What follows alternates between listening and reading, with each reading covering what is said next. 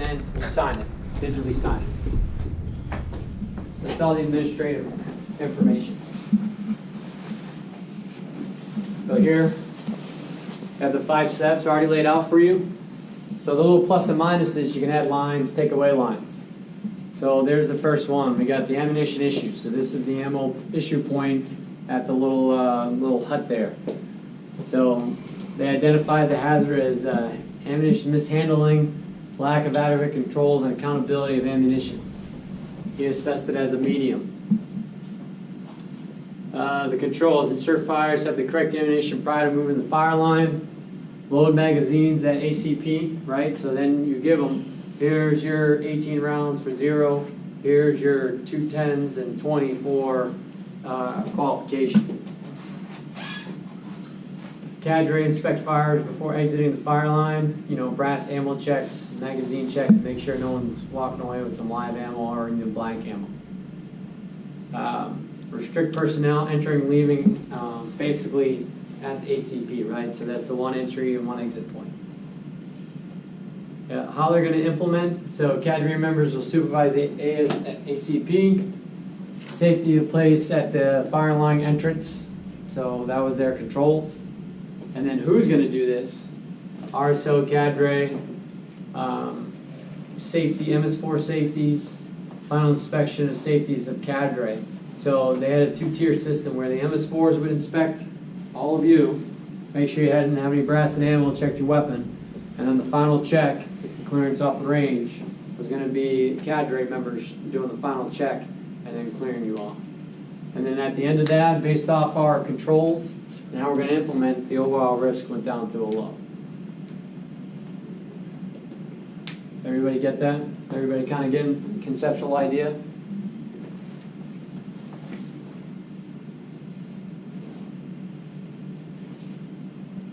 So as you see, right, underneath conduct M40 qualified is multiple hazards.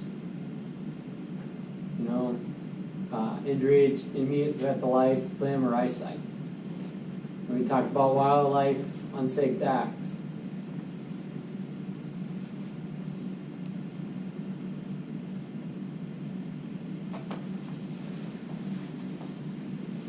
So here's the, so you see kind of going across, right? Identify the hazard, I identify controls, how am I going to implement it, and then the overall risk assessment.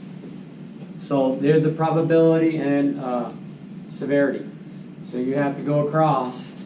How you use this is, you know, is it catastrophic, mission failure, frequency becomes extremely high. And we have high, medium, and low. So you take that event and you go across and you figure out where it lands. And then after you implement your controls, you come back and do it again. Okay, my controls puts me in a low, or puts me in a medium, or puts me in a high. So let's use our vehicle traffic. So what's the severity if someone gets hit by a car? What does it? Is catastrophic, critical, moderate, negligible? Excuse me. Critical? Okay. What's our probability? Based off that branch road and the traffic you all know. Unlikely. Seldom. So seldom and unlikely. So our initial, so let's just say our initial assessment is right here at the medium, right? Because we said critical and we said seldom, right? So it lands us here. So now we put the cones out, we put the sign out, we have our vans out there, and now we reassess that risk. What would be reassessing that risk with those controls bring us to? Low. Unlikely, because You assess the risk. so we're implementing our controls, and we say if these controls work, we should be at low, and it should unlikely happen, but it'd still be critical, right? Still critical. So that's how you use kind of this matrix to get your initial hazard assessment, and then your controls, and what's our residual risk. Anybody have any questions, or anyone want to see anything else on this? I was just going to ask, does severity always stay the same in probability, the one that fluctuates? depends on the hazard. Because you could have something, right?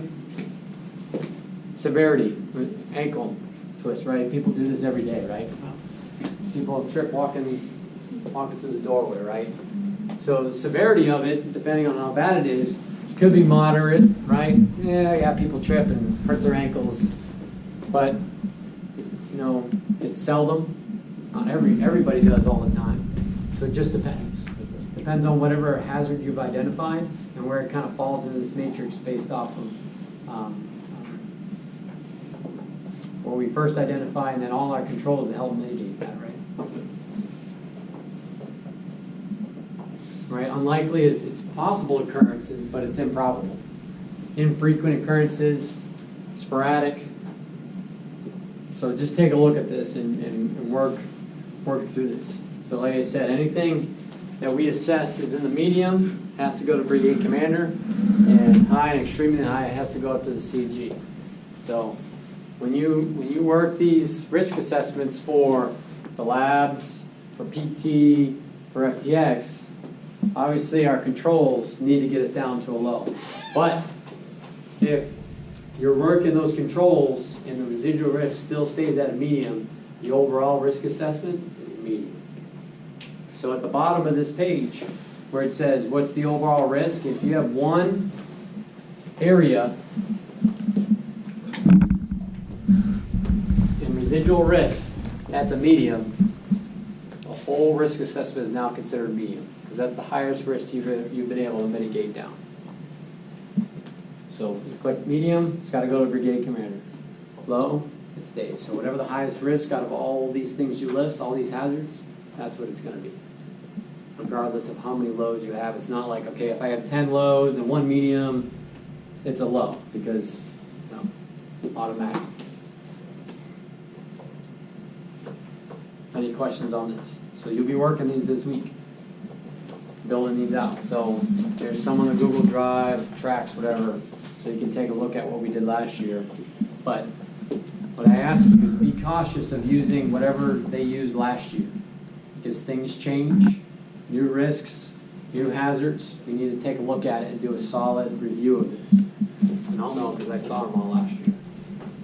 So we use these for like a general guidelines for PT, like we have a general risk assessment form, and then let's say we could break that down, like let's say we do swim PT one day, then we have to make a whole new draw or add just something to that general draw in case we move to something different for PT. So what I did last year is say come up with a draw for our normal PT session, which is usually running push-ups, sit-ups in the area, right?